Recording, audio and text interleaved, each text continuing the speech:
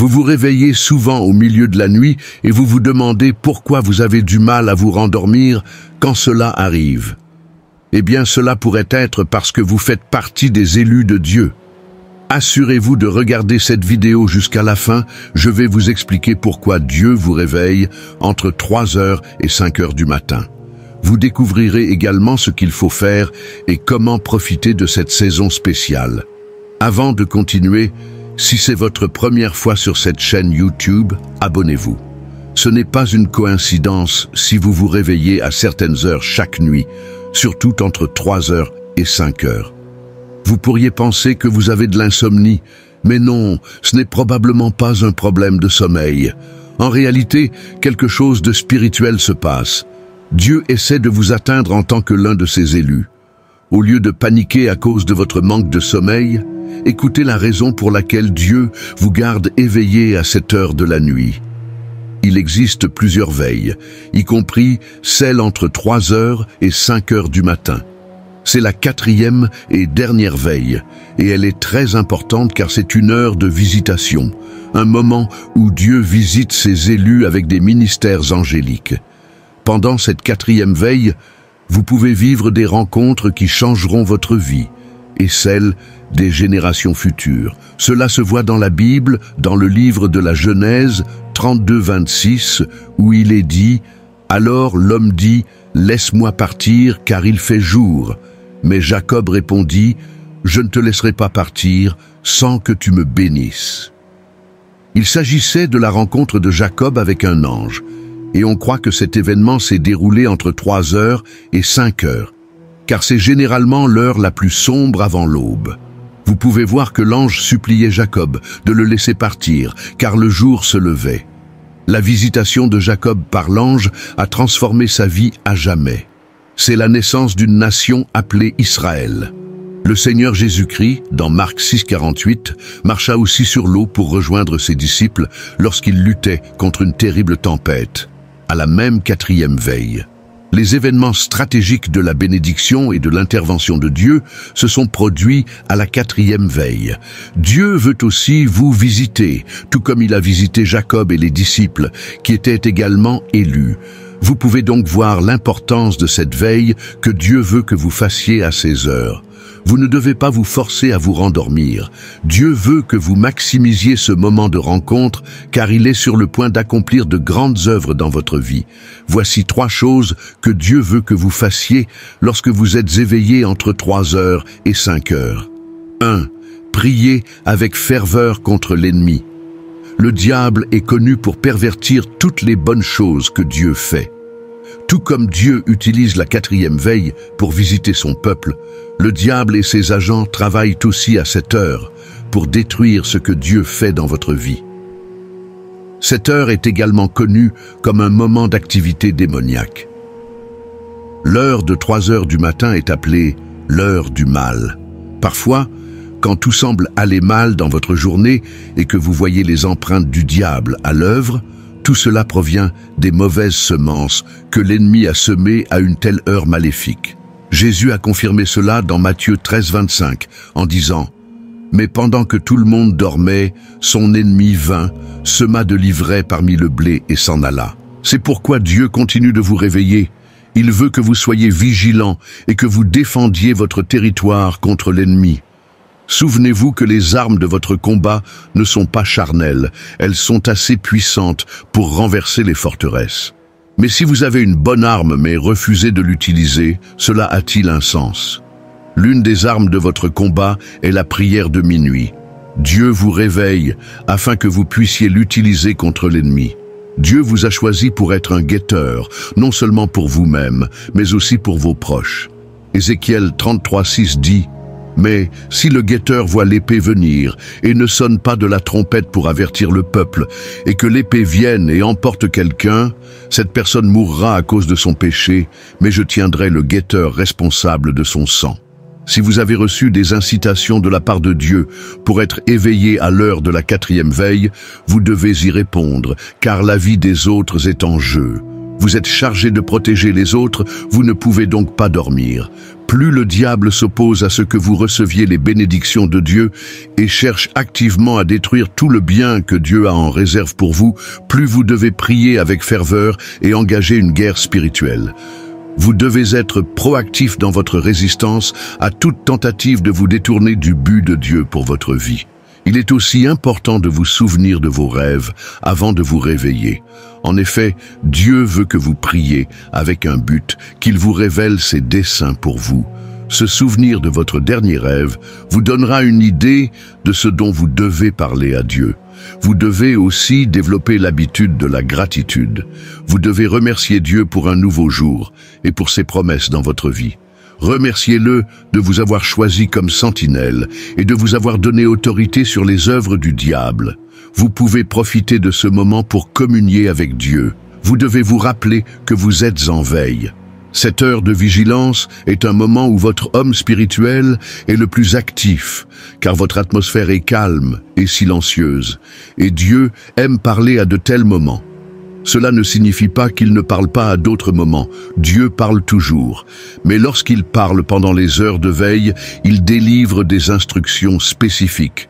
Job 33, 14, 15 dit « Car Dieu parle, parfois d'une manière, parfois d'une autre, mais nous n'y prêtons pas attention.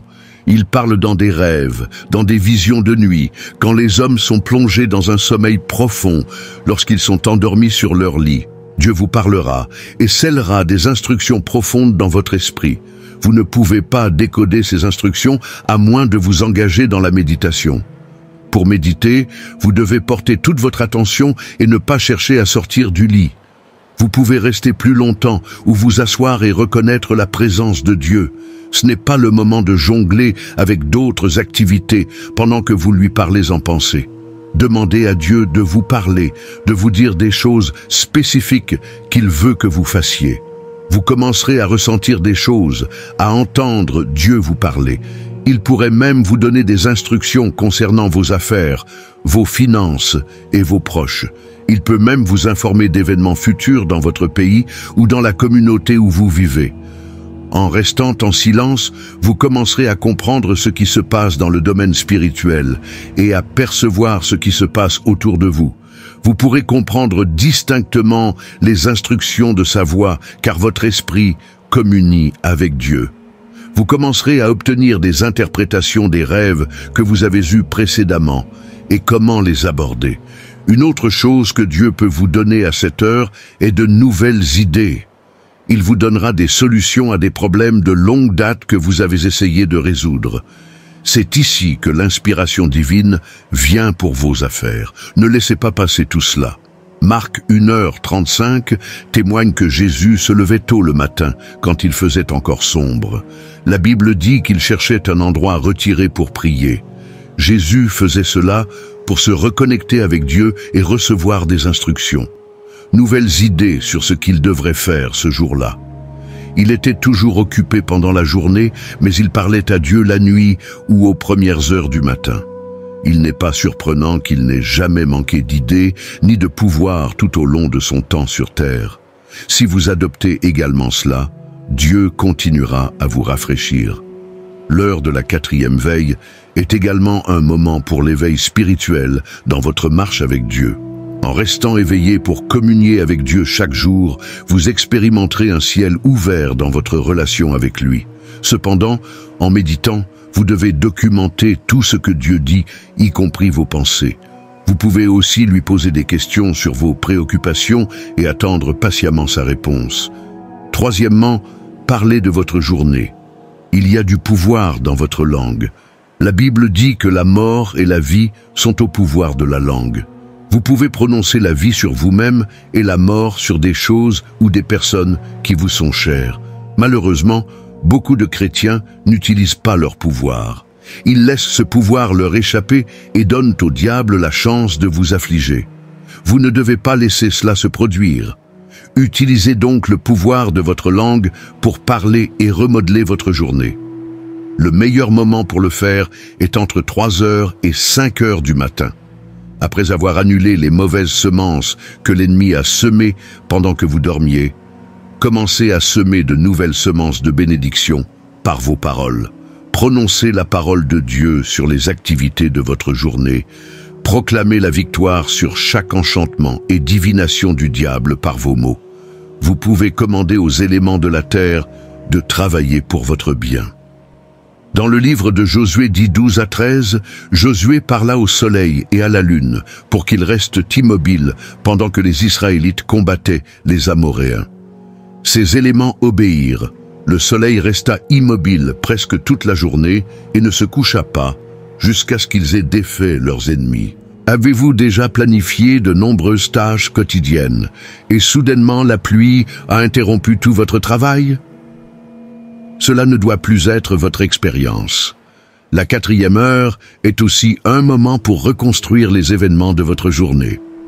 Vous pouvez arrêter la pluie comme je l'ai fait pendant 3 ans et 6 mois. Vos déclarations sont si puissantes parce que Dieu honore les mots que vous prononcez. Maintenant que vous comprenez votre place en tant que gardien et comment maximiser ce moment spécial avec Dieu, vous devez aussi savoir comment maintenir ce moment de rencontre. Vous devez vivre une vie qui honore Dieu. Vous magnifiez les activités de votre chair chaque fois que vous péchez et votre esprit perd sa puissance. Lorsque votre esprit est mort, il ne peut plus comprendre les promesses de Dieu. Vous devez vivre consciemment dans l'esprit et vous séparer de tout ce qui entrave votre relation avec Dieu. Une façon de renforcer votre esprit est de prier dans l'Esprit Saint. Dites-lui ce que Dieu dit à propos de vous.